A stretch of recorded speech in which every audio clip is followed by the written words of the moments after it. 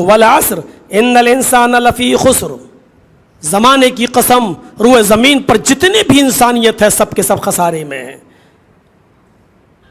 ایک میسج ہو گیا۔ اب جو لوگ خسارے میں نہیں ہیں ان کو اللہ تعالیٰ نے الگ کر دیا ہے، وہی ہمیں آپ کے سامنے تھوڑا سا، جتنی دیر میں یہاں ہوں اسی چیز پر ہمیں آپ کو وضاحت کے ساتھ بتانا ہے۔ جو لوگ نقصان میں نہیں ہیں ان کو الگ کر دیا۔ وہ کون لوگ ہیں؟ الا الذین آمنوا، پہلی چیز جو ایمان لائے، جو مومن ہیں، وعملوا الصالحات، اور جنہوں نے صالح اور نیک عمل کیے، وتواصوا بالحق، اور حق بات کی وصیت، حق بات کی تلقین کرتے رہے، وتواصوا بالصبر، اور صبر کی تلقین کرتے رہے، صبر کی وصیت۔ حق اور صبر کو دونوں کو ایک ساتھ جوڑا ہے، ایسا ہو ہی نہیں سکتا حق بات آپ کہیں اور پریشانیاں نہ آئیں آپ کے اوپر۔ اگر آپ چاہتے ہیں کہ میرے اوپر حق بات کہنے کے بعد پریشانی نہیں آئے گی تو آپ غلط سوچتے ہو۔ لیکن آپ یہ چاہتے ہیں کہ پریشانیوں کا ہم مقابلہ نہ کریں تو حق بات کہنا چھوڑ دیجیے۔ مسجد کے ممبروں پر کھڑے ہو کر حضرت بلال کا واقعہ بہت بیان کیا جاتا ہوگا، حضرت سمیہ کی شرمگاہ میں نیزہ ڈالا گیا، یہ سب کچھ سنا ہوگا آپ نے، لیکن ایسا کیوں ہوا ان کے ساتھ؟ ان کا جرم کیا تھا؟ ہم سمیہ کی زندگی کے یہ واقعات تو بتاتے ہیں، لیکن سمیہ کے ساتھ یہ معاملہ جس بنیاد پر ہوا اس راستے پہ ہم چلنے کے لیے تیار نہیں ہیں۔ سرمایہ دار لوگ، چودھری لوگ ڈرا کے رکھیں گے ہمیں اور آپ کو، صاحب یہ تو آئے اور چلے جائیں گے بول بال کے، ٹھنڈا گرم ہم کو بھگتنا پڑے گا، ہم کو دیکھنا پڑے گا۔ میرے بھائیوں، بندشیں، یہ چیز انسان کو حق بیانی سے روک دیتی ہے۔ میں نے کہا نا، اس 23-24 سال کی زندگی میں نے بہت اتار و چڑھاؤ دیکھے ہیں، سلاخیں بھی دیکھی ہیں، جیل کی چہار دیواری بھی دیکھی ہے، اور میں سمجھتا ہوں شاید جماعت اہل حدیث کے اندر اتنی بار تو کوئی جیل میں نہ گیا ہوگا جتنی بار ہم گئے ہوں پورے ہندوستان کے اندر۔ یہ تجربے ہم نے کر کے دیکھے ہیں، لیکن یہ بھی سچ ہے کہ شروع میں ڈر لگتا تھا، لیکن بعد میں ویسے ڈر اپنے آپ آٹومیٹک ختم ہوتا بھی چلا گیا۔ تو کہنا کیا چاہتا ہوں میں کہ الا الذین آمنوا وعملوا الصالحات، ایمان۔ اب ایمان کتنے خوش ہو رہے ہوں گے، ماشاءاللہ، اللہ تعالیٰ نے ہم کو الگ کر دیا ہے۔ الا الذین آمنوا، جو ایمان لائے، ہم تو ایمان لانے والے ہیں۔ ایمان لانے والے ہو، ایمان کے 3 درجے بتائے گئے ہیں، ایمان کے 3 درجے۔ کیا کہا؟ اگر تم کوئی برائی اپنی آنکھ سے دیکھ رہے ہو، من را منکم منکرن فلیغیر بیدہ، اگر تم نے کسی برائی کو اپنی آنکھ سے دیکھا تو ایمان کا پہلا درجہ یہ ہے کہ اس کو اپنے ہاتھ سے روک کر دکھاؤ۔ ہے ہمارے پاس ایمان کا یہ درجہ؟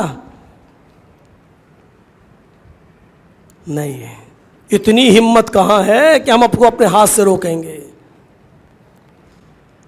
دوسرے درجے پہ بھی آ گئے۔ ہو سکتا ہے اپنے ہاتھ سے آپ کو روکنے میں برا لگے، شراب کا ٹھیکہ کھلا ہے، لکھا ہوا ہے سرکاری ٹھیکہ، اور وہاں جا کے کچھ مسلمان شراب پی رہے ہیں اور ہم چلے جائیں، نہیں ہم نہیں پینے دیں گے، ہٹو، انہی کے جوتوں سے پٹیں گے۔ تو کون؟ تیرے باپ کے پیسے سے ہم پی رہے ہیں، میرا پیسہ ہم خرچ کر رہے ہیں، تیرے باپ کا کیا جا رہا ہے؟ ہمیں اتھارٹی نہیں ہے، پولیس بھی ہم ہی کو مارے گی۔ کیوں؟ سرکاری ٹھیکے پہ پی رہا، تم کون ہوتے روکنے والے؟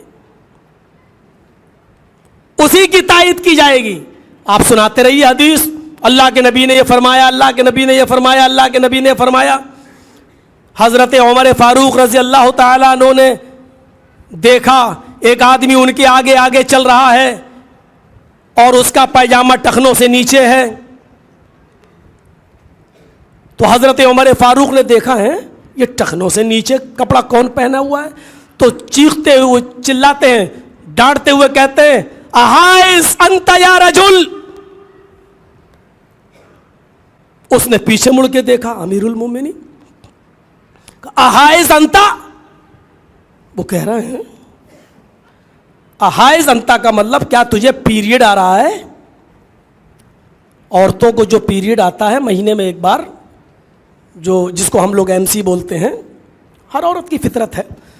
تو حضرت عمر نے کتنے خطرناک جملے بولے. دیکھیے آپ کہہ سکتے ہیں مولوی جرجیس بڑا بیہودہ ہے, کیا جملہ بول رہا ہے, لیکن ہم تو حضرت عمر فاروق کے جملے بیان کر رہے ہیں. کیا کہا؟ احائز انتا, کیا تجھے مہینہ آ رہا ہے؟ اس نے پیچھے مڑ کے دیکھا, کس سے کہہ رہے ہیں؟ کہا امیر المومنین کس سے کہہ رہے ہیں؟ کہا تم سے. انتا کہہ رہا ہوں. مجھ سے؟ کہاں تم سے. تو اس نے کیا سوال کیا؟ حل یحیز الرجل, امیر المومنین کیا مرد کو بھی مہینہ آتا ہے؟ آپ کو کیا ہو گیا ہے, کیا مرد کو بھی پیریڈ آتا ہے؟ تو حضرت عمر نے کہا کیا مرد بھی ٹخنے سے نیچے پائجامہ پہنتا ہے؟ یہ حکم تو نبی اکرم نے عورتوں کو دیا ہے کہ وہ اپنی شلوار ٹخنوں سے نیچے پہنے. عورتوں کا حکم تو اپنے اوپر نافذ کر رہا ہے.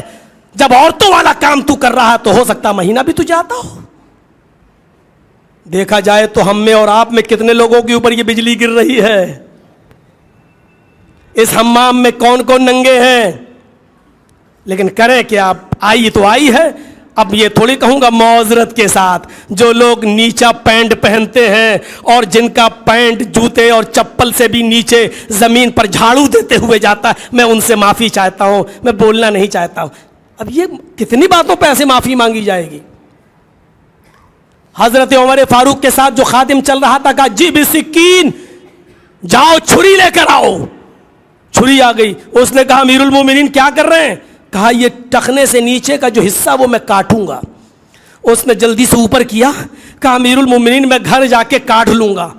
فرمایا وہ ٹھیک ہے, مجھے معلوم ہے کہ تم ایسا کرو گے, لیکن اللہ کے رسول کا فرمان ہے جب کوئی بری چیز یا برا کام اپنی آنکھوں سے دیکھو تو اپنے ہاتھ سے دور کرو. یہ ایمان کا پہلا درجہ ہے. میں نے اس برے کام کو اپنی آنکھوں سے دیکھا ہے, اپنے ہاتھ سے دور کروں گا. اور کاٹ دیا اس کا آدھی پنڈلی تک. چلو ہو گئے, یہاں تک کاٹ دیا اپنے آپ. یہ ہمت ہے ہمارے اندر؟ نہیں. ایمان کا دوسرا درجہ بھی بتایا. اس حدیث کی روشنی میں سوچئے گا ہم کتنے بڑے مومن ہیں. ابھی نہیں سوچو تو رات میں جب سونے جاؤ بستر پر تب سوچنا, ہم اور آپ سب سوچیں کہ ہمارے اندر کتنے % ایمان ہے. الا الذین آمنوا کہہ تو دیا, اس ایمان میں ہم شامل ہیں بھی یا نہیں؟ اللہ کے نبی نے فرمایا فمن لم یستطع فبلسانی, اگر یہ طاقت نہیں ہے کسی کے اندر اپنے ہاتھ سے روکنے کی تو اپنی زبان سے اس کو منع کر دے. اے صاحب شراب مت پیو. ارے صاحب یہ کیا کر رہے ہو؟ کتنے لڑکے کی بارات جا رہی, ہاں کتنے باراتی جا رہے ہیں؟ صاحب 500. 500 لڑکی والے پہ ظلم کر رہے ہو بیچارے پر. یار اتنے نہیں یار, 10 20 50 لے جاؤ. تیرے باپ کا کیا جا رہا, تو کون ہوتا ہے؟ جب تیرے لڑکے کی شادی ہو تو ایک بھی مت لے جانا, مجھے کون ہوتا روکنے والا؟ آپ کہہ دیں گے. اتنی ہمت نہیں ہے. حاجی صاحب حج کر کے آئے سعودی عرب سے, سعودی عرب کا رومال ڈالے ہوئے ہیں ماشاءاللہ لال, داڑھی پہ ہاتھ پھیر رہے ہیں. کہاں جا رہے ہیں؟ منہ میں پان چبا رہے ہیں. کہاں جا رہے ہیں؟ بارات میں جا رہے ہیں. کہاں بارات میں جا رہے ہیں صاحب؟ بیٹے کی بارات ہے. کتنے آدمی؟ 400 آدمی 500 آدمیوں کی بارات بھی جا رہی ہے. حاجی صاحب ہیں, داڑھی ہے لمبی ماشاءاللہ. کہاں بارات میں, پان کھا کے کہہ رہے ہیں بارات میں جا رہے ہیں. آپ اس حاجی کو بھی نہیں روک پاؤ گے. سیدھے سیدھے کہہ دے گا کہ بھائی صاحب میں میرے بیٹے کی جا رہی ہے, تم اپنے بیٹے کی مت لے جانا, تم کون ہوتے ہو مجھے روکنے والے؟ آپ زبان سے بھی منع نہیں کر پاؤ گے. ایک تیسرا درجہ اور بتایا, اگر زبان سے بھی کہنے کی ہمت نہیں ہے تو کیا کہا؟ فبقلبہ, تو کم سے کم دل سے ہی برا مان جان لو. یہ شراب جو پی رہا ہے ہم ہاتھ سے نہیں روک سکتے, یہ 500 آدمیوں کی بارات لے جا رہا ہے ہم اس کو منع بھی نہیں کر سکتے, تو دل سے برا جان لو. دل سے برا ماننے کا مطلب یہ ہے کہ ہماری دعوت آئی ہے بارات کی، تو کم سے کم ہم جب دل سے برا مان رہے تو ہم خود ہی نہ جائیں اس کے اندر، صاحب یہ غلط ہے، ہم نہیں جائیں گے۔ لیکن آج ہمارے پاس ایمان کا یہ سب سے کمزور درجہ بھی نہیں ہے۔ اللہ کے رسول نے یہ تیسرا درجہ بتانے کے بعد کیا کہا؟ ذالک اضعف الایمان، یہ ایمان کا سب سے کمزور درجہ ہے۔ ایمانداری کے ساتھ اس آدونی کی مسجد میں حاضرین سے میں پوچھنا چاہتا ہوں، سامعین سے جاننا چاہتا ہوں، ایمانداری کے ساتھ بتائیے کیا سب سے کمزور درجے کا ایمان بھی آج ہمارے پاس ہے؟ کیا ہم دل سے برا جانتے ہیں؟ کیا ہم دل سے کسی بارات میں جہاں 400 اور 500 آدمی کے لوگ لڑکی والے کے گھر لٹیرے بن کے جا رہے ہوں، کیا ہم دل سے برا مانتے ہیں؟ جانتے ہیں کہ ہم دعوت آئی تو ہم بھی چلیں گے، بلکہ ظہر کے بعد بھوکے اور رہتے ہیں تاکہ بارات میں زیادہ سے زیادہ کھانے کو مل جائے، پورا حصہ بھیڑ بھر لوں چاہے 3 دن تک ہمیں لوز موشن ہوتا رہے، لیکن بارات میں اچھا کھانے کو مل جائے۔ اللہ تعالیٰ نے یہاں جن لوگوں کو مومن کہا وہ ان کو کہا، قرآن کیا کہتا ہے؟ یا ایھا الذین آمنوا ادخلوا فی السلم کافہ، ایمان والو پورے کے پورے اسلام میں داخل ہو جاؤ، آدھے ادھورے نہیں، پورے کے پورے اسلام میں داخل ہو جاؤ۔ ہمارے پاس ایمان کا یہ درجہ بھی نہیں ہے، سب سے کمزور درجے کا ایمان بھی نہیں۔ معاشرے کی اصلاح میں اس چیز کو بھی شامل کر لیجئے گا، ایمان الا الذین آمنوا، ایمان کی صحیح تشریح کروں تو سنیے، ابو طلحہ انصاری جلیل قدر صحابی، لمبی عمر پائے، اللہ کے نبی صلی اللہ علیہ وسلم کا زمانہ بھی انہوں نے دیکھا، نبی اکرم کے رخصت ہو جانے کے بعد ابو بکر کا زمانہ بھی انہوں نے دیکھا، ابو بکر کے زمانے کے بعد حضرت عمر فاروق کا بھی زمانہ دیکھا۔ اب غور کیجئے کتنی عمر ہو گئی ہوگی، اللہ کے رسول کے زمانے میں بھی زندہ رہے، پھر ابو بکر صدیق کے 2 سال وہ بھی زندہ رہے، پھر حضرت عمر فاروق رضی اللہ تعالیٰ عنہ کے زمانے کے 10 سال اس میں بھی زندہ رہے، عثمان غنی کا زمانہ آیا، اس دور تک یہ زندہ رہے، مسجد میں نماز پڑھنے کے لیے جا رہے ہیں۔ ایمان کے اثرات اگر ہماری زندگی پر مرتب نہیں ہو رہے ہیں تو بیکار ہے۔ سنیے، لاٹھی ٹیکے ہوئے ہیں، لاٹھی، اور لاٹھی کا سہارا لے لے کر ٹیک کر یہ مسجد کے اندر جاتے ہیں، ظہر کی نماز مسجد میں پڑھتے ہیں، مسجد میں ظہر کی نماز پڑھ کر جب واپس آ رہے ہیں تو ایک صحابی وہیں قرآن پڑھ رہے ہیں، یہ وہیں بیٹھ جاتے ہیں کہ چلو ہم پڑھنے کے لائق نہیں ہے، کمزوری بہت ہو گئی ہے، آنکھوں کی بینائی بھی اب ہماری کمزور ہو چکی ہے، تو چلو جو قرآن پڑھ رہا ہے اس کا میں سن لوں۔ وہ قرآن سننے لگے، اور جیسے ہی قرآن سننے کے لیے بیٹھتے ہیں وہ صحابی قرآن کی اس آیت پر پہنچتے ہیں، انفروا خفافا وثقالا وجاہدوا باموالکم وانفسکم فی سبیل اللہ، انفروا خفافا وثقالا، ہر حال میں نکلو، خفافا وثقالا، چاہے تمہیں آسانی ہو یا دشواری، چاہے سہولت ہو یا پریشانی، ہر حال میں نکلو۔ کہاں نکلو؟ وَجَاهِدُوا بِأَمْوَالِكُمْ وَأَنفُسِكُمْ فِي سَبِيلِ اللَّهِ، اپنے مال سے اور اپنی جانوں سے اللہ کی راہ میں جہاد کرنے کے لیے نکلو۔ قرآن کی آیت سنتے ہیں وہ لاٹھی پکڑتے ہیں اور اڑتے ہیں اور کہتے ہیں کوئی صاحب مجھے مسجد کے باہر نکال دیں۔ لوگوں نے کہا بھی تو وہ قرآن پڑھ ہی رہے ہیں، سن لیجئے۔ انہوں نے کہا کہ نہیں، پہلے جتنا سن لیا اس کے اوپر عمل کر لوں۔ ایمان کے اثرات دیکھیے، یہاں تو تراویح میں پورا پورا قرآن سن لیتے ہیں لیکن اثرات مرتب نہیں ہوتے ہمارے اوپر۔ کہا کیا ہوگا؟ گھر آتے ہیں اور اپنے بیٹوں سے کہتے ہیں کہ آئے میرے بیٹو، مجھے جہاد کے لیے نکلنا ہے۔ بیٹوں نے کہا ہے عمر دیکھی، یہ کیا ہو گیا، آپ جہاد کریں گے؟ نہیں ابو، آپ نے نبی اکرم کے زمانے میں جہاد کیا، ابو بکر کے زمانے میں کیا، عمر فاروق کے زمانے میں کیا، باپ بوڑھے ہو چکے ہیں، لاٹھی ٹیک کر زمین پر چلتے ہیں، اب آپ آرام کیجئے۔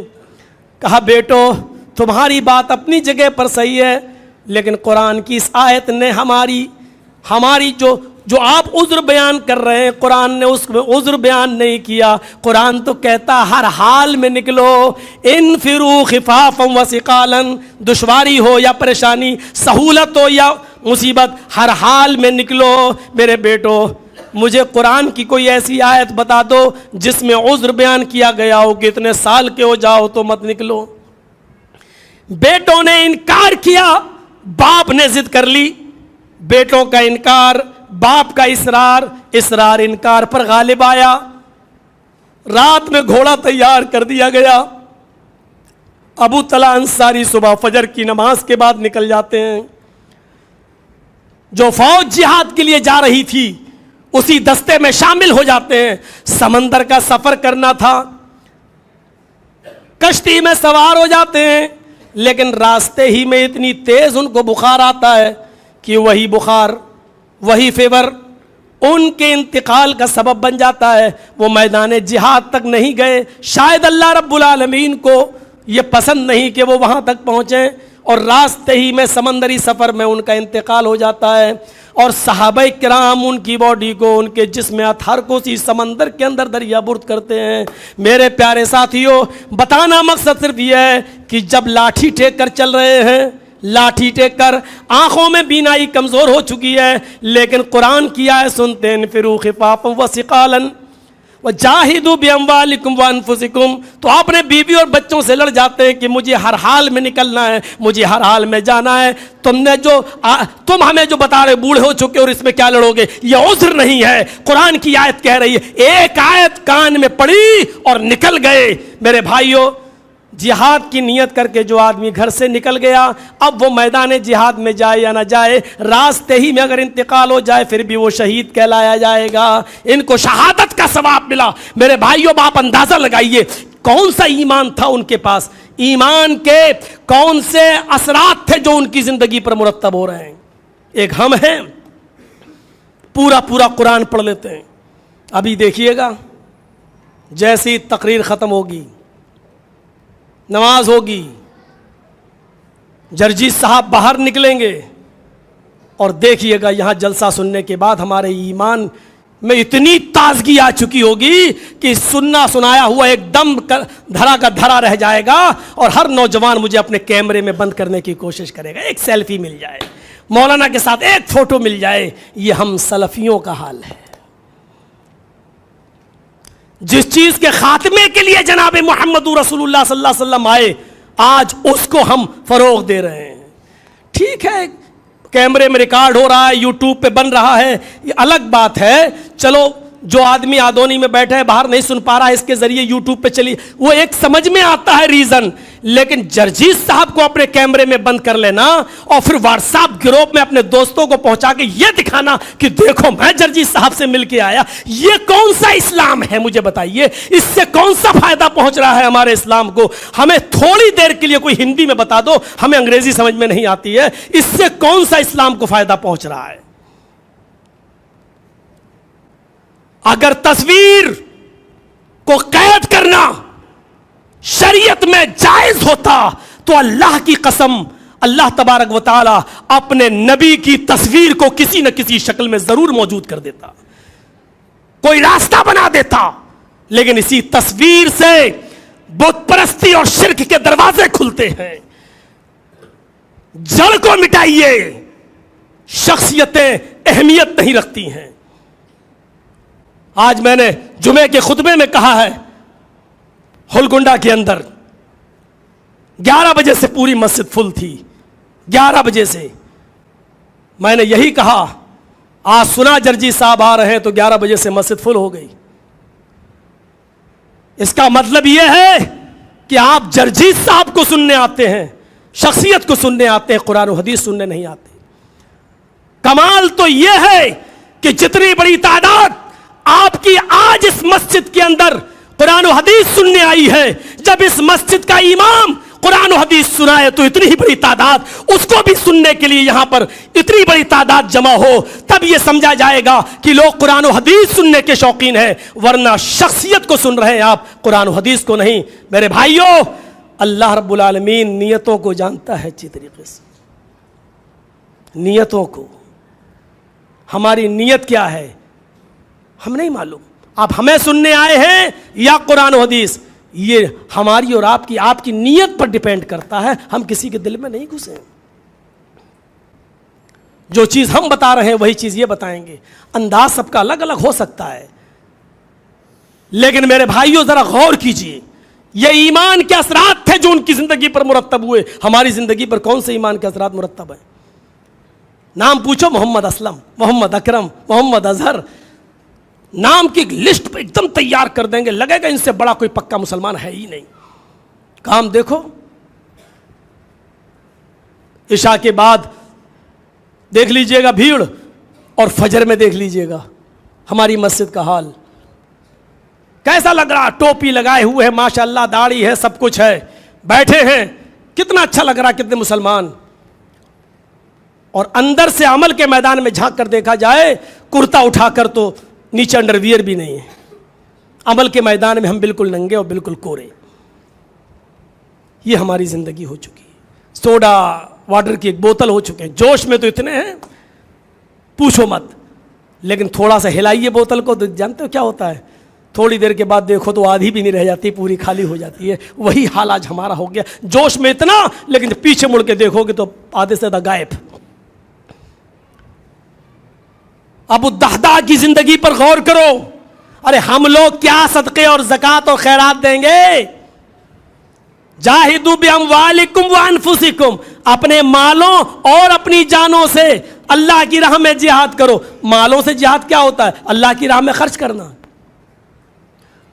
अल्लाह के नबी सहाबा के मजमे में बैठे हुए हैं, और सुनिए, अल्लाह के नबी सहाबा के मजमे में बैठे हुए हैं, और आप कुरान की आयत पढ़ के फरमाते हैं, मंज़ल लज़ी युक़रिज़ुल्लाह क़र्ज़न हसना, कौन है जो अल्लाह को कर्ज हसना दे? मंज़ल लज़ी युक़रिज़ुल्लाह क़र्ज़न हसना, कौन है जो अल्लाह को कर्ज हसना दे? सहाबा ने पूछा, अल्लाह के नबी, क्या अल्लाह भी कर्ज हसना लेता है? अल्लाह के नबी ने कहा हाँ। सहाबा ने कहा, अल्लाह के नबी, बदले में अल्लाह क्या देगा? फरमाया, तुम अल्लाह को कर्ज हसना दो, अल्लाह बदले में जन्नत देगा। अबू दहदा अंसारी बैठे हुए कहते हैं कि अल्लाह के नबी सल्लल्लाहु अलैहि वसल्लम, क्या आप इस बात की जमानत लेते हैं, गारंटी देते हैं कि मैं अल्लाह को कर्ज हसना दूं तो अल्लाह बदले में हमें जन्नत देगा? फरमाया हाँ।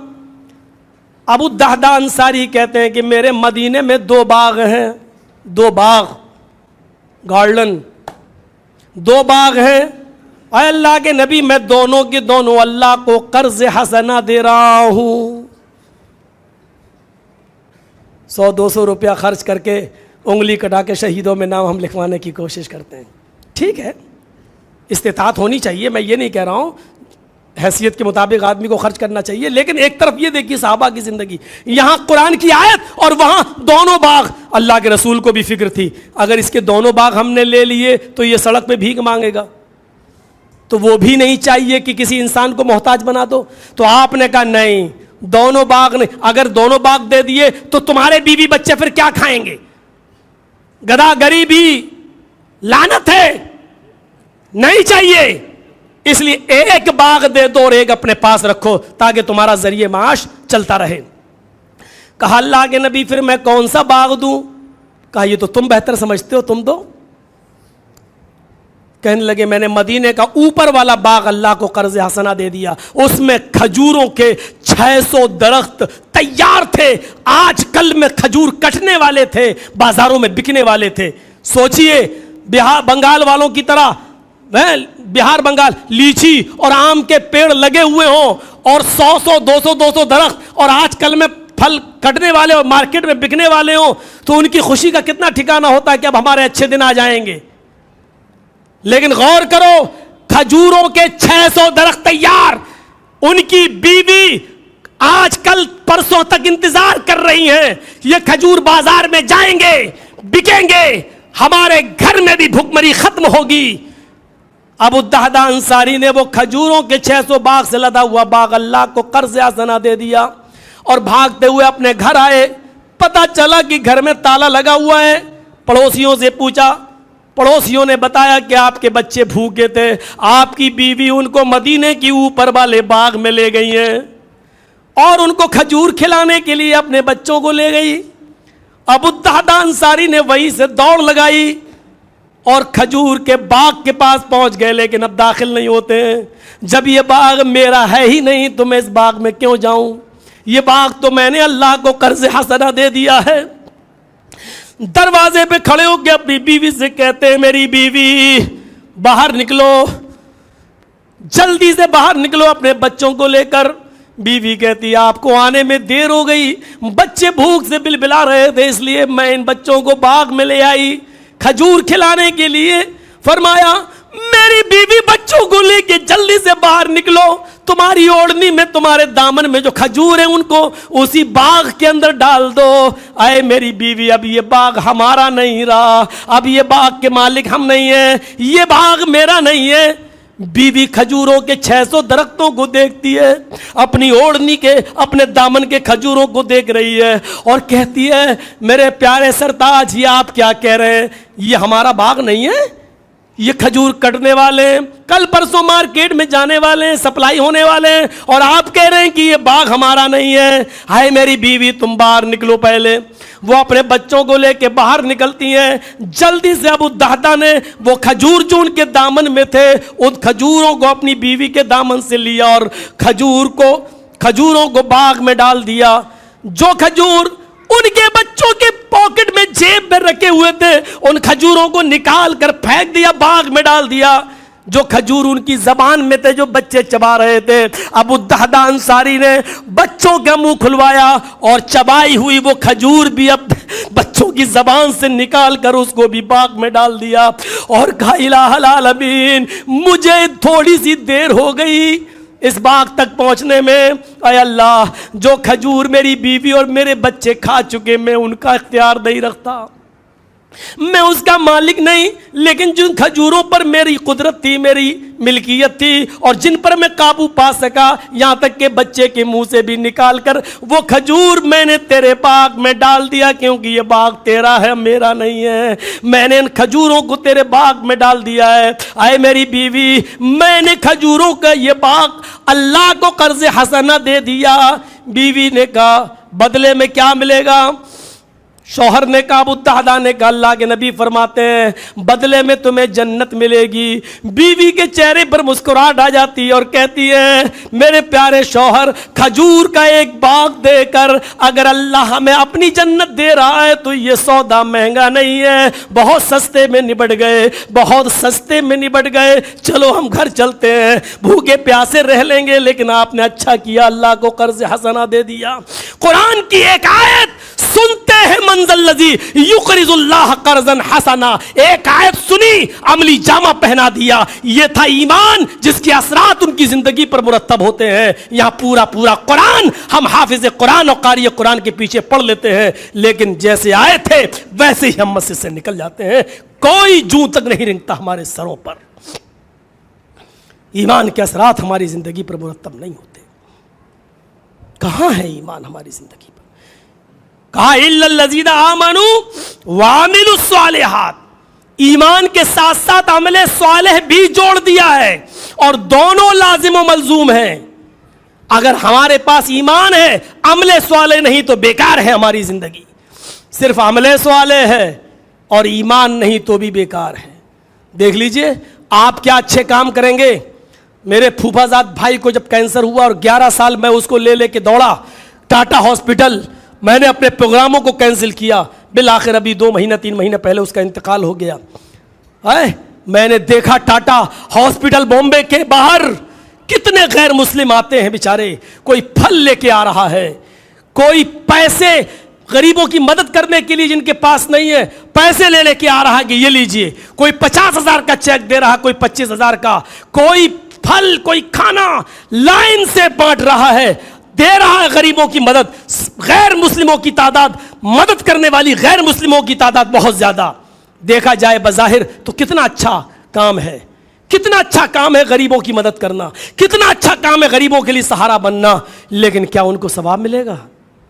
آپ سوچئے. ایک طرف یہ دیکھیے کہ وہ کام کتنا اچھا کر رہے ہیں, مانوتا اور انسانیت سے بھرا ہوا, لیکن دوسری طرف دیکھیے کہ اس کام کا رزلٹ کیا ہے, اس کام کا فائدہ کیا ہے. ان کو اچھا کام وہ کر رہے ہیں, لیکن کس کام کا؟ کیونکہ ثواب نہیں ہے, کیونکہ ان کے پاس ایمان نہیں ہے. کبھی کبھی اب تو فلائٹ کے سفر ہونے لگے, جب ٹرینوں کے سفر ہوتے تھے میرے بھائیوں, کسی اسٹیشن پر ہماری گاڑی رکتی تھی, کتنے غیر مسلم لوگ ہیں جو ٹھنڈا پانی لے لے کر ہمارے کوچ تک آتے تھے اور پانی کی بوتلیں بھرتے تھے فری میں. لیجئے, سفر کر کے آ رہے اسٹیشن پہ گاڑی رکی مئی اور جون کی گرمی میں, آج بھی اسٹیشنوں پہ دیکھ لو پانی بھر دیا جاتا ہے, فری میں پانی دیا جا رہا ہے. دیکھا جائے تو کتنا اچھا کام ہے, لیکن کس کام کا؟ کیونکہ ایمان سے خالی ہے. وہ اچھا کام کر رہے ہیں لیکن ایمان نہیں ہے.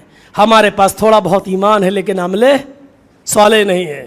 ایمان بھی ضروری ہے اور عمل صالح بھی ضروری ہے. ایسے سمجھو جیسے موبائل اور اس کا سم. آپ کے پاس موبائل ہے لیکن سم نہیں ہے تو بیکار. سم ہے لیکن موبائل نہیں ہے, بیکار. موبائل آپ کا 1,00,000 کا ہی کیوں نہ ہو, ایپل کا موبائل ہو, بہت قیمتی, لیکن اس میں سم نہیں پڑی ہے, 10-20 روپے بیلنس بھی نہیں ہے, تو آپ کا 1,00,000 روپے کا موبائل بالکل بیکار. آپ کے پاس سم ہے, 1,00,000 روپیہ بیلنس بھرا پڑا ہے, لیکن آپ کے پاس سم ہی ہے, موبائل نہیں ہے, تو سم کو لگا کے تھوڑی ہیلو ہیلو کر لو گے. سم ہے تو موبائل ضروری, موبائل ہے تو سم ضروری. جب دونوں ہوں گے تو فائدہ ہوگا, تو بات چیت ہوگی. ایمان ہے تو عمل صالح بھی ضروری, عمل صالح ہے تو ایمان بھی ضروری. ایمان ہے, عمل صالح نہیں تو ہماری زندگی بیکار. عمل صالح ہے لیکن ایمان نہیں تو ہماری زندگی بیکار. ایمان کے ساتھ ساتھ عمل صالح. حضرت عبداللہ ابن عمر بیمار ہوتے ہیں, ان کے بچنے کی کوئی امید نہیں رہ جاتی ہے. حکیموں نے اور طبیبوں نے جب علاج کیا تو ان کو خطرے سے باہر نکال دیا.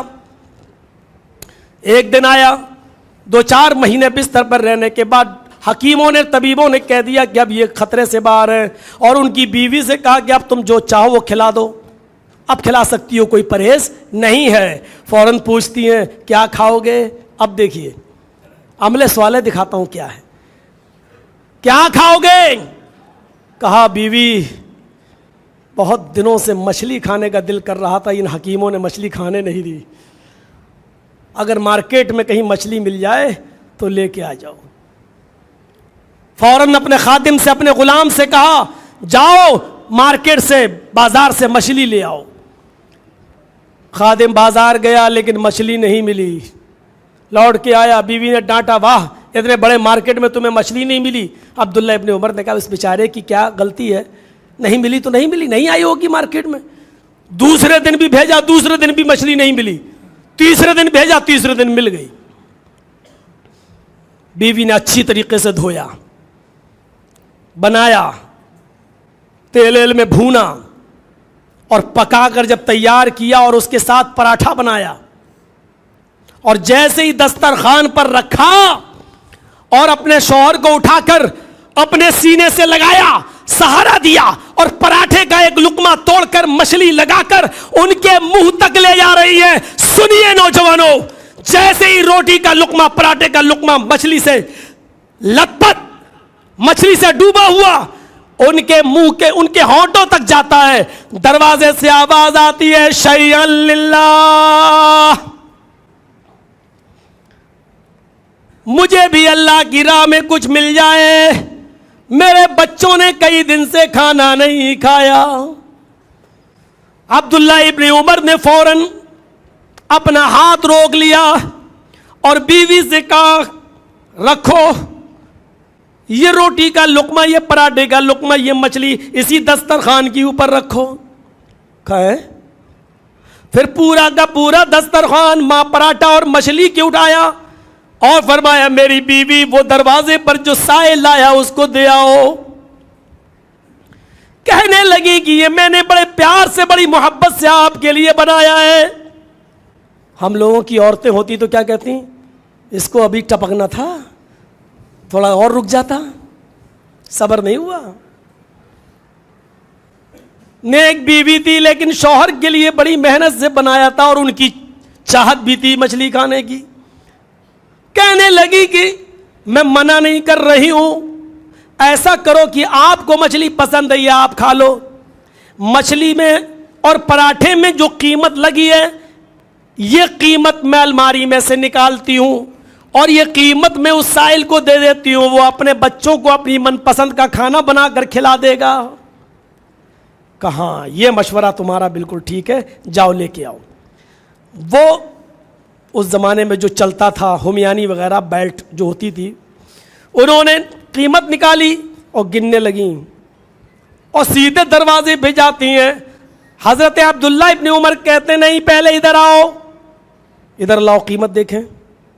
پھر سوچنے لگے مچھلی اتنے کی ہوگی, تیل اتنے کا ہوگا, مسالہ اتنے کا ہوگا, آٹا اتنے کا ہوگا, سب جوڑنے لگے کہ ہاں ٹھیک. کہاں تم ٹھیک, کچھ زیادہ ہی دے رہی ہو, کم نہیں دے رہی ہو, لے جاؤ دے دو. اب ان کی بیوی دروازے تک پہنچتی ہے. اب جو منظر دکھانا چاہتا ہوں وہ دیکھیے. جیسی دروازے تک پہنچتی ہے قیمت دینے کے لیے, عبداللہ ابن عمر کہتے ہیں بیوی ادھر آؤ, قیمت لے کر ادھر آؤ. کہتے کیا ہوا؟ قیمت لاؤ. قیمت دے دی, قیمت بھی دسترخوان پر رکھ دی. پھر مچھلی بھی اور پراٹھا بھی اور اس کی قیمت بھی, یہ دونوں دسترخوان پر رکھ کر کہا جاؤ یہ سارا کا سارا اس سائل کو دے دو. ہم لوگوں کی بیویاں ہوتی کہتی سٹیا گیا یہ بڈھا یا یہ مولوی. ان کی بیوی کہتی یہ کیا کر رہے ہیں آپ نے کہا قیمت دے دو, میں قیمت دینے جا رہی ہوں. میں نے جو کہا پہلے وہ کرو, تمہارے سوال کا بھی جواب دوں گا, پہلے وہ دے دو, اس کو دیر ہو رہی ہے. دے کے آ گئی, مچھلی بھی, پراٹھا بھی, قیمت بھی. ہاں حضرت اب بتائیے.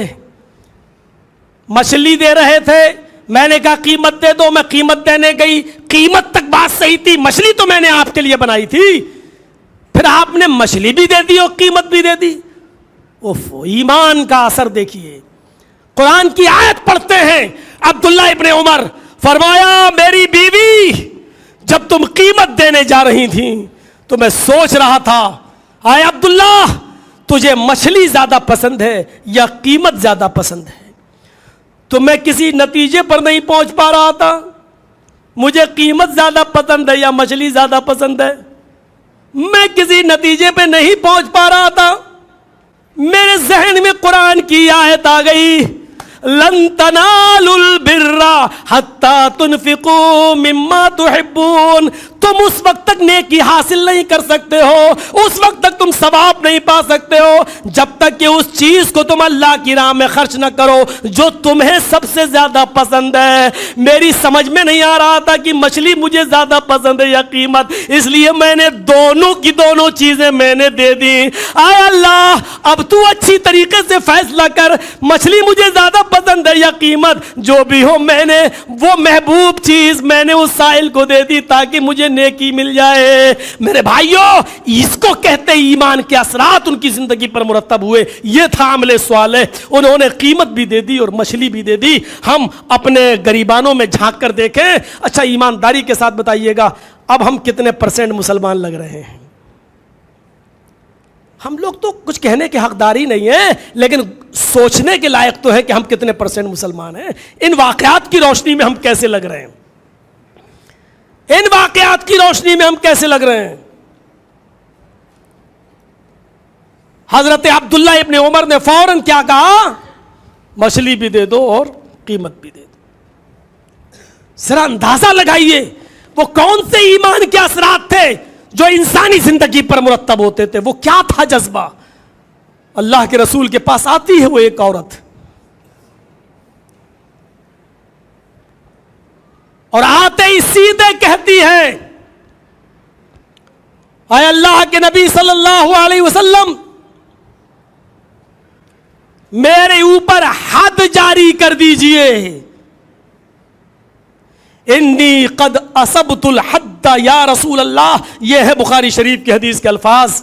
اے اللہ کے نبی میرے اوپر حد جاری کر دیجئے, میں حد کو پہنچ چکی ہوں, یعنی مجھے پتھروں سے مار مار کے سنسار کر دیجئے. کیا ہوا؟ میں نے پہاڑ کی ایک دامن میں مجھ سے زنا کا صدور ہو گیا ہے. نبی اکرم صلی اللہ علیہ وسلم نے کہا ہوش میں بول رہی ہو؟ صحابہ سے کہا اس کے منہ کو سونگھ کے دیکھو کہیں شراب کی بو تو نہیں آ رہی ہے. ٹھیک ہے اللہ کے رسول. کہا ہوش و حواس میں؟ کہاں اللہ کے نبی؟ اقرار کر رہی ہو؟ ہاں اللہ کے نبی. اوفو, آپ یہ بھی پوچھ سکتے تھے مجرم کون ہے, لیکن آپ نے مجرم کے بارے میں جاننے کی کوشش نہیں کی. تم خود اللہ سے ڈر کر میرے پاس آئی ہو, اقرار کر رہی ہو تمہیں سزا ملے گی, لیکن یہ نہیں پوچھ رہے ہیں کہ تمہارے ساتھ زنا کس نے کیا. کیوں؟ کسی کا معاملہ چھپا ہے تو چھپا رہنے دو, ظاہر نہیں ہے تو مت کرو. ہو سکتا ہے اس کو تنہائیوں میں توبہ کرنے کا موقع مل جائے اور اس کا رب اس کو معاف کر دے, لیکن تم خود آئی ہو, ہم نہیں گئے تمہارے پاس پوچھنے کے لیے. 4 گواہ بھی نہیں مانگے کیونکہ تم نے خود اپنے جرم کا اقرار کیا ہے. چاہتی کیا ہو؟ قد اصبت الحد یا رسول اللہ. کسی کی عزت اور آبرو کو اچھالنا ہمارے نزدیک بہت آسان ہو سکتا ہے, بہت آسان.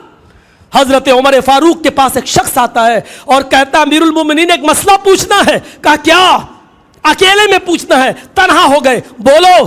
کہا امیر المومنین میری بیٹی جب چھوٹی تھی, نابالغ تھی, تو میرے ساتھ وہ بھی اسلام لے آئی تھی. آج میری بیٹی 18-20 سال کی ہو چکی ہے, میری بیٹی اب بالغ ہو چکی ہے. اسلام لائی تھی تو وہ نابالغ تھی, چھوٹی تھی, ہمارے ساتھ اسلام لائی, لیکن اب وہ بالغ ہو چکی ہے. کہا بہت اچھی بات ہے. پوچھنا کیا ہے؟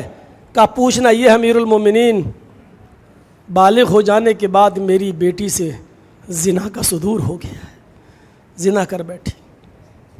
ایک بار میں گھر میں گھسا تو دیکھا اس کے ہاتھ میں چھری ہے. وہ اپنی ران پہ مار رہی تھی, اپنے ہاتھ پہ مار چکی تھی, اپنے سینے پہ وہ چھری مار چکی تھی. اب وہ اپنے پیٹ پہ چھری مارنے ہی والی تھی کہ میں نے اس کا ہاتھ پکڑ لیا. خودکشی کرنے پر آمادہ تھی. میں نے کہا بیٹی کیا کر رہی ہو؟ وہ رک نہیں پائی اور اس نے مجھے اپنی سچائی بتا دی کہ آج مجھ سے ایسا ایسا ہو گیا.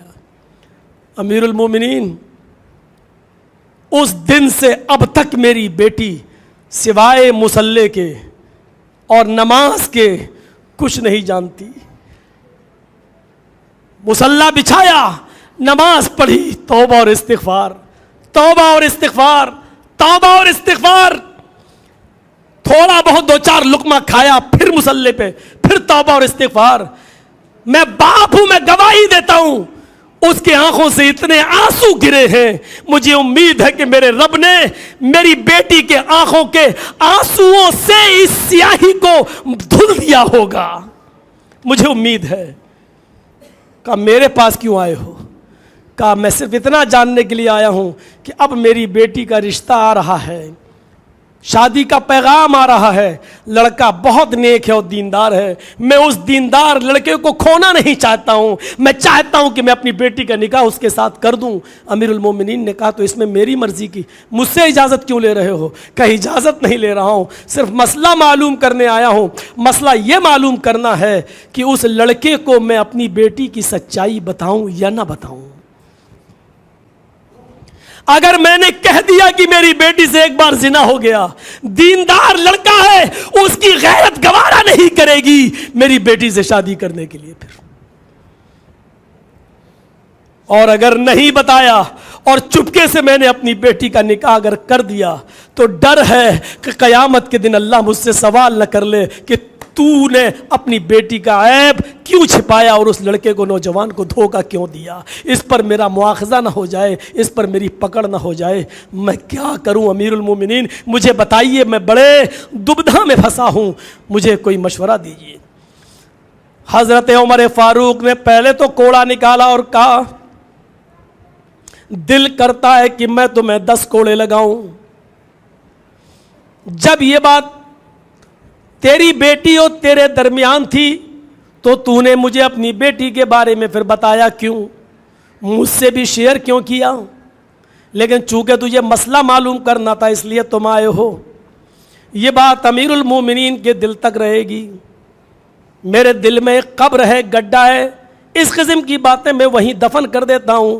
اب مسئلے کا جواب سنو. چپکے سے, خاموشی کے ساتھ اس دیندار اور نیک لڑکے کو بتائے بغیر تم اپنی بیٹی کا نکاح اس کے ساتھ کر دو. خبردار اگر تم نے اپنی بیٹی کے بارے میں کچھ بھی اس لڑکے کو بتایا, کیا تم نے قرآن نہیں پڑھا؟ اللہ فرماتا ہے التائب من الذنب کمن لا ذنب لہ, جو اپنے گناہ سے توبہ کر لے وہ اللہ کے دربار میں ایسا ہو جاتا ہے جیسے اس نے کوئی گناہ کیا ہی نہیں. مجھے امید ہے تیری بیٹی کے آنکھوں کے آنسوؤں سے اللہ نے سیاہی کو دھل دیا ہوگا. جب اللہ نے تیری بیٹی کے عیب کو چھپا لیا تو کون ہوتا اس کو ظاہر کرنے والا؟ عزتوں کو اچھالنے والوں, ایک دوسرے کی عزتوں سے کھلواڑ کرنے والوں, اللہ کی قسم قیامت کے دن اللہ کی عدالت میں ہمیں بھی رسوا کیا جائے گا, ہمیں بھی ذلیل کیا جائے گا. کیونکہ اللہ کے نبی نے فرمایا کہ اگر دنیا میں کسی مسلمان کے عیب پر تم نے پردہ ڈالا ہوگا, من ستر مسلمن سترہ اللہ یوم القیامہ, تو اللہ قیامت کے دن اس کے عیب پر پردہ ڈالے گا. جب ہم دنیا میں کسی کے عیب پہ پردہ نہیں ڈالیں گے تو اللہ بھی قیامت کے دن ہمارے عیبوں پر پردہ نہیں ڈالے گا. اگر ہم دنیا میں کسی کو رسوا, کسی کو ذلیل کر رہے ہیں تو قیامت کے دن کے لیے ہم اور آپ بھی تیار رہیں کہ ہمیں بھی ساری انسانیت کے سامنے ہمیں رسوا کیا جائے گا, اور اس دن کی ذلت اس ذلت سے کہیں زیادہ خطرناک ہوگی, کہیں زیادہ خطرناک ہوگی. بات کٹ گئی, دوسری طرف چلی گئی. کیا کہا؟ وہ واقعہ جو میں بتا رہا تھا اس عورت کا, کہ اللہ کے رسول میں جرم کا اقرار کرتی ہوں. اللہ کے نبی نے صحابہ سے کہا جاؤ اور اس کو سنسار کر دو. اس کو لے جایا جانے لگا, لیکن کسی صحابی نے تیز کھینچ دیا, وہ گر گئی. کہتی ہے دھیرے سے, آہستہ مجھے لے چلو, میرے پیٹ میں حمل ہے. کہا کہ اسی زنا کی پیداوار؟ کہتی ہے جی. اللہ کے رسول کے پاس صحابہ پھر آ گئے. کہا اللہ کے نبی یہ تو کہتی ہے کہ میرے پیٹ میں حمل ہے. آپ نے کہا کہ تیرے پیٹ میں حمل ہے؟ کہاں؟ کہا اسی زنا کی پیداوار ہے. اللہ کے رسول میں نہیں چاہتی ہوں کہ اس کو میں جنم دوں, کیونکہ پیدا اگر ہو گیا تو باپ کا نام کس کو دے گا؟ میں چاہتی ہوں کہ میرے ساتھ ساتھ وہ حمل بھی ختم ہو جائے.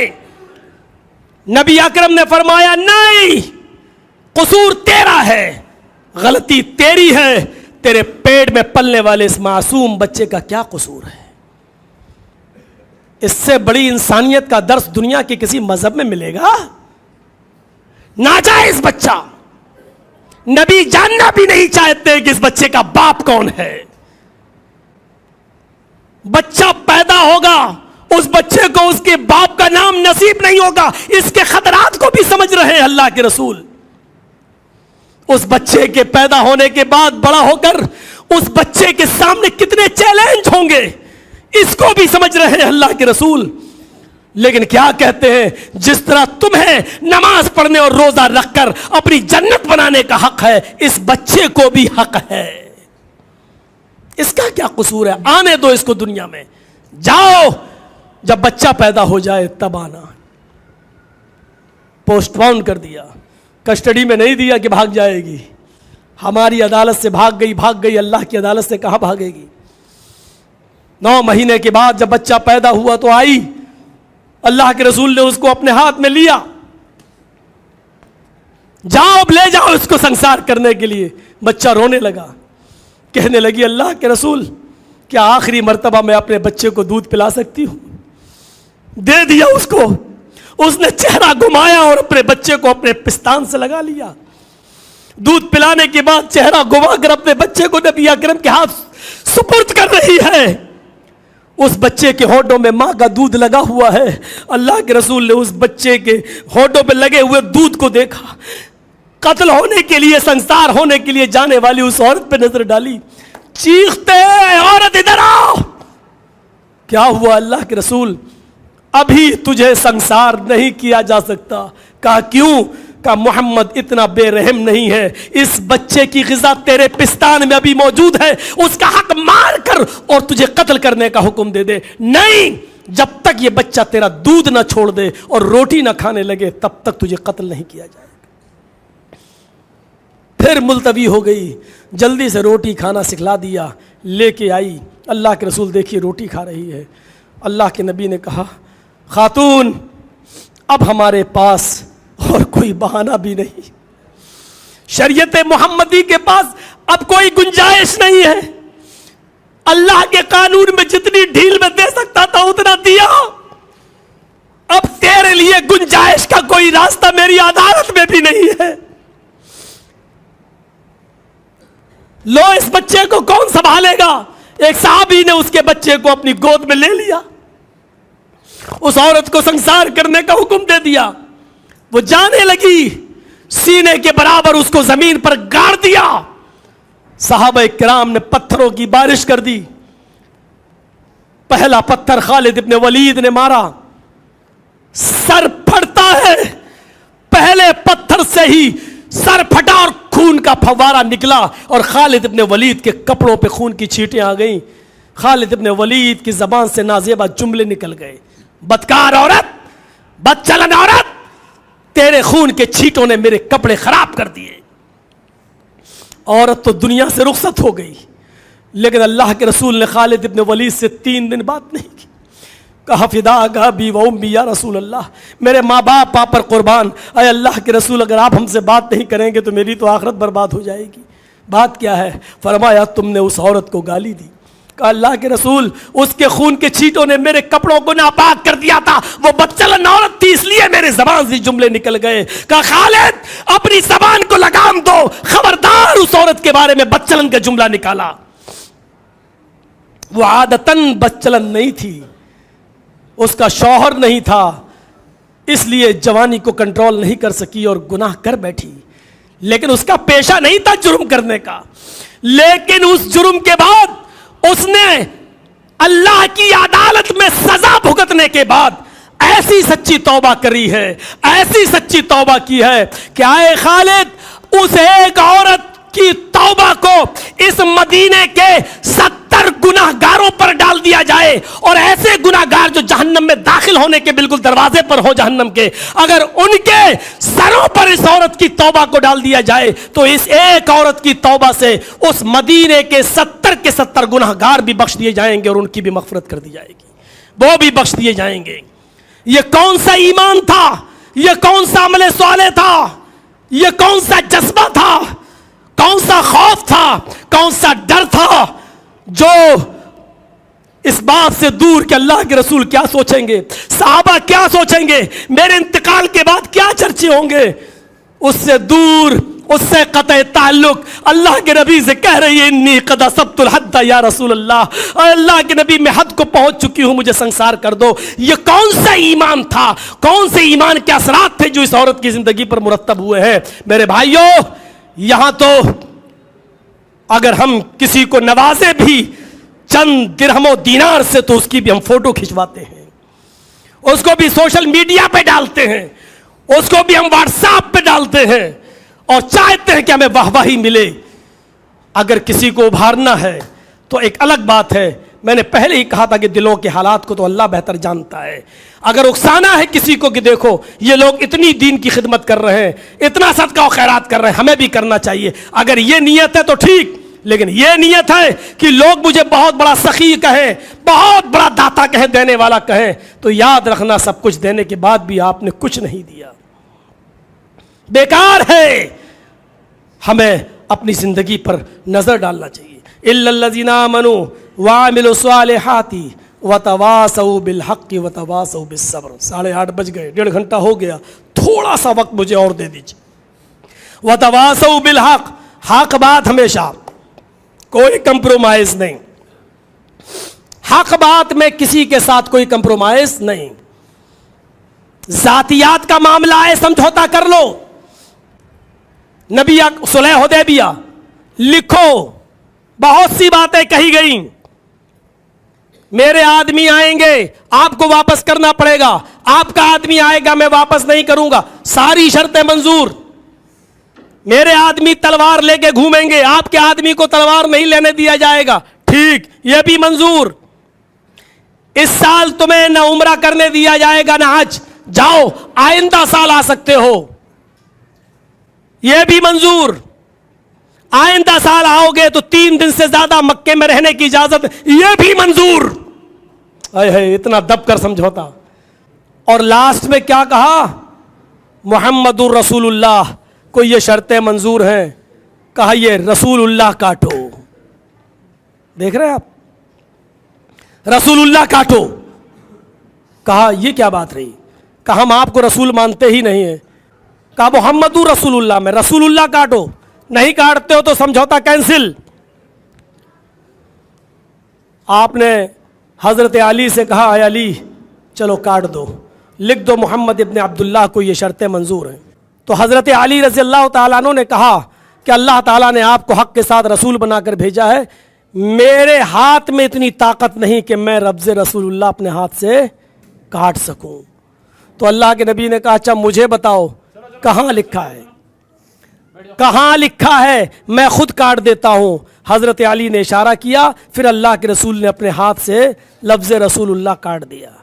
मैंने बताने का मकसद यह है मेरा कि समझौता हुआ, जातियात का मामला आया, आपने समझौता कर लिया। लेकिन यही काफिरों ने जब कहा कि अल्लाह के रसूल चलिए समझौता कर लेते हैं, 6 महीने आप हमारे माबूद की इबादत कर लें, 6 महीने हम आपके रब की इबादत कर लेता हूं, 6 महीने आप हमारे माबूदों की पूजा कर लें, 6 महीने हम आपके रब की इबादत कर लेता हूं। तो अल्लाह के रसूल सल्लल्लाहु अलैहि वसल्लम ने इस पर कोई समझौता नहीं किया और हक के साथ खड़े हुए और क्या कहा, ला अअबुदु मा ताबुदून, मैं जिनकी इबादत करता हूं तुम उनकी इबादत नहीं करते, और मैं कर भी नहीं सकता जिनकी तुम कर रहे हो, और तुम भी नहीं कर सकते जिसकी मैं कर रहा हूं। इसलिए फैसला सुनो, 2 टोक कहा, लकुम दीनुकुम वलिया दीन, तुम अपने दीन पर रहो, हमारे लिए हमारा दीन, तुम्हारे लिए तुम्हारा दीन और हमारे लिए हमारा दीन। हक के साथ कोई समझौता नहीं, और हक बात कहोगे तो परेशानियां तो आएंगी ही। अगर सब्र करने का कलेजा है आपके अंदर तो बर्दाश्त करो, नहीं तो नहीं। इमाम मालिक रहमतुल्लाह अलैह ने डंके की चोट पे कहा था, और जब बादशाह को किसी गरीब आदमी की बीवी पसंद आ गई तो कहा क्या तरीका है, ये मुझे हासिल करना है। सारे मुफ्तियों ने फतवा दे दिया, जबरदस्ती तलाक दिलवा लो, तलवार रख दो उसके ऊपर, तलाक दे देगा, इद्दत गुजारेगी, आप निकाह कर लेना। और सारे मुफ्तियों ने फतवा दे दिया, बादशाह के गुंडों ने तलवार रखकर उस गरीब आदमी को मजबूर कर दिया, उसने अपनी बीवी को तलाक दे दी, इद्दत गुजारी, बादशाह ने उससे शादी कर ली। इमाम मालिक को जब ये खबर पहुंची तो इमाम मालिक रहमतुल्लाह अलैह ने बादशाह के सामने मिंबर पर खड़े होकर खुतबा दिया और क्या कहा कि सुना है, अल्लाह करे कि यह गलत हो कि बादशाह ने एक गरीब आदमी की बीवी के शौहर पर, गरीब आदमी पर तलवार के जरिए उसको मजबूर किया है तलाक देने पर। अगर ये सच है तो सुन लो, जनाब मुहम्मद रसूलुल्लाह ने फरमाया, इन्न तलाक अल मुकरिहा लैसा बिशै, जबरदस्ती दिलवाई हुई तलाक तलाक नहीं होती। पता चला कि इमाम मालिक को गिरफ्तार कर लिया गया, कोड़े बरसाए गए, इतना मारा कि हाथ उठने के लायक नहीं रहे। इसलिए देख लीजिए आज भी बहुत से लोग हाथ छोड़ के नमाज पढ़ते हैं। इमाम मालिक के मजबूरी में हाथ नहीं उठे थे क्योंकि बादशाह ने इतने कोड़े मारे थे। आज देख लीजिए उनके अकीदतमंद हाथ छोड़ के नमाज पढ़ते हैं। फिर उनके पैरों में बेड़ियां डाली गई, हाथों में हथकड़ियां डाली गई, ऊंट के ऊपर उनको औंधे मुंह लिटाया गया और पूरे मदीने में चक्कर लगाया गया। देख लो بادشاہ کا کہنا نہ ماننے کی وجہ سے آج ان کا کیا حال ہوا. جو بھی بادشاہ کے خلاف جائے گا اس کو یہی سزا ملے گی. امام مالک اس سزا کو پاتے پاتے بھی اونٹ کے اوپر لٹکے ہوئے ہیں اوندے منہ, اس کے باوجود کہہ رہے ہیں کہ یہ جھوٹ بول رہا ہے بادشاہ کا چمچا. بادشاہ کی مخالفت کرنے کی وجہ سے مجھے یہ سزا نہیں ملی, حدیث رسول سنانے کی وجہ سے, محمد رسول اللہ کا فرمان سنانے کی وجہ سے یہ سزا ملی ہے.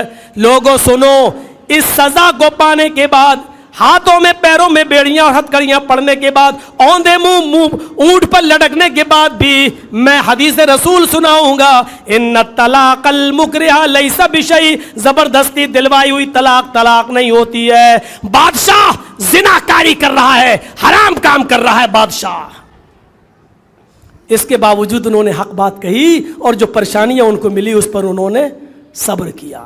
حضرت سمیہ کا واقعہ ہمارے اور آپ کے سامنے رہنا چاہیے. دونوں ہاتھ باندھ دیے گئے. اے سمیہ, سنا ہے کہ تو محمد کے رب پر ایمان لے آئی. کہا جب سنی لیا تو چھپانا کیسا, ہاں لے آئی. چھوڑ دے, کہا نہیں چھوڑ سکتی. برہنہ کر دیا, ننگا کر دیا. عمار بیٹا سامنے کھڑا ہے, یاسر شوہر سامنے کھڑا ہے, تیز دھار نیزہ لایا گیا. سمیہ رضی اللہ تعالیٰ عنہ کے شرمگاہ میں اس نیزے کو داخل کر دیا گیا, اس طرف سے ڈالا گیا اور اس طرف پار کر دیا گیا. ہاتھ بندھے تھے, نظریں آسمان پہ ڈالتی ہے اور جملے کیا ادا ہوتے ہیں, ثبت قدمی علی دینک یا ربی, اے میرے رب اس حال میں میرے قدم کو اپنے دین پر ثابت رکھنا. اس نے یہ نہیں کہا اے اللہ مجھے بچا لے, اے اللہ میری مدد فرما, اے اللہ میری جان نہ جائے, یہ نہیں کہا اس نے, بھیک نہیں. اس نے کیا کہا, یا ربی ثبت قدمی علی دینک, اے اللہ کہیں اس کی دی ہوئی سزا مجھ سے میرا دین نہ چھین بیٹھے, آخری وقت میں کہیں میرے حوصلے پست نہ کر دے. اے اللہ جاتے جاتے, مرتے مرتے, شہید ہوتے ہوتے اللہ مجھے اپنے دین پر ثابت قدم رکھنا. حق بھی بولی, صبر بھی کر رہی ہے. صبر کا مطلب یہ نہیں کوئی مارے اور ہم پٹتے رہیں, صبر ہے.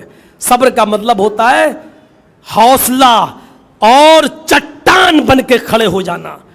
صبورہ پہاڑ ہے عرب کے اندر ایک, اس پہاڑ کو اللہ کے نبی نے کہا تھا ہاں یہ صبورہ, یہ صبورہ پہاڑ ہے. کیوں؟ ہر پہاڑ آندھیوں میں اس کی کچھ کنکریاں اور پتھر گر جایا کرتے تھے, لیکن بڑی سے بڑی آندھی اور بڑے سے بڑے طوفان صبورہ پہاڑ کا کوئی پتھر کوئی کنکر اس ٹس سے مس نہیں ہونے دیتے تھے, وہ اپنی جگہ پر کھڑا رہتا تھا. اللہ کے نبی نے کہا یہ ٹس سے مس نہیں ہوتا, چاہے کتنی آندھیاں آئیں, چاہے کتنا طوفان آئے, لیکن اس پہاڑ کا کچھ نہیں, یہ صبورہ پہاڑ ہے. اسی صبورہ سے بنا ہے صبر. کتنی مصیبتیں, کتنی پریشانیاں, کتنی مصیبتیں ہمارے اوپر آئیں, لیکن ہمیں ہماری توحید سے ٹس سے مس نہ کریں, ہمیں ہمارے دین سے ٹس سے مس نہ کریں. اس کا نام ہے صبر. صبر کا مطلب یہ نہیں کہ جو مارے اور ہم پٹتے رہے صبر ہو گیا. تو مجبوری ہے, آج پٹو گے نہیں تو اور کیا کرو گے. مجبوری میں پٹ رہے ہیں ہم, مجبوری میں. میرے بھائیوں, کہا کہ ایسے نہیں مانے گی یہ. اندھا میں نہانی میں نیزا کا 2 اونٹ لاؤ. ایک اونٹ کا چہرہ پورب کی طرف کر دیا, ایک اونٹ کا چہرہ پشچم کی طرف کر دیا. ایک پیر سمیہ کا اس اونٹ سے باندھا, دوسرا پیر دوسرے اونٹ سے باندھا. ابن سعد نے طبقات میں نقل کیا ہے,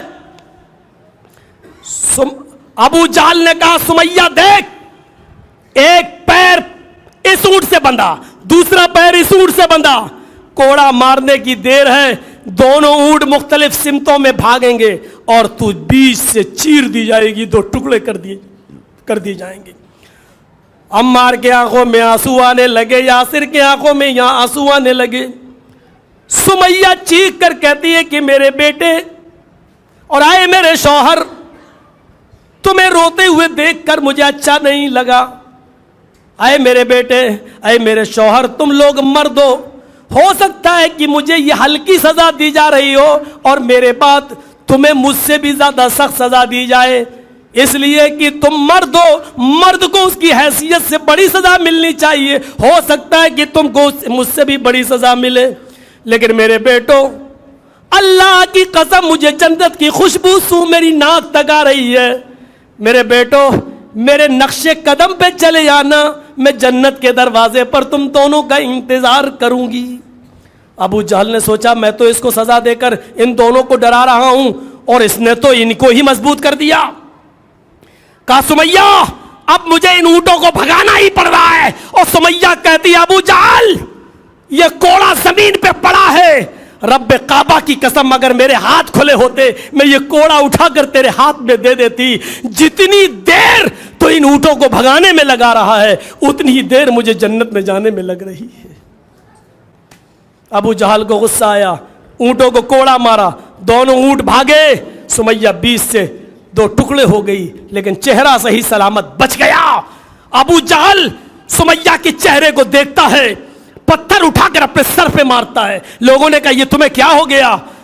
کہ دیکھو مسکرا رہی ہے, مرتے وقت بھی مجھے چڑھا رہی ہے, آخری وقت میں بھی اس کے چہرے پہ مسکراہٹ. ابو جہل سمیہ جیت گئی تو ہار گیا, وہ جیت گئی تو ہار گیا. ابو جہل تو نے سب کچھ چھینا لیکن مرتے وقت سمیہ کے چہرے کی مسکراہٹ تو نہیں چھین سکا.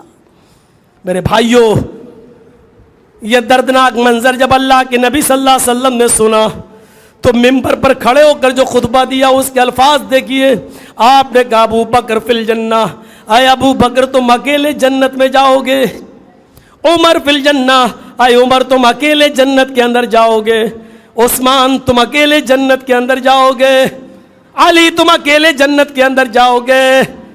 اصبروا یا آل یاسر فإن موعدکم الجنہ, اے آل یاسر صبر کرو, صبر کرو. تم نے اپنی آنکھوں سے اپنی ماں کا اور اپنی بیٹی اپنی بیوی کا یہ منظر دیکھا ہے, صبر کرو تمہارا پورا خاندان ایک ساتھ جنت کے اندر جائے گا. فإن موعدکم الجنہ, اللہ وعدہ کرتا ہے تمہیں جنت دینے کا, تمہارا پورا کا پورا خاندان ایک ساتھ جنت کے اندر داخل ہوگا.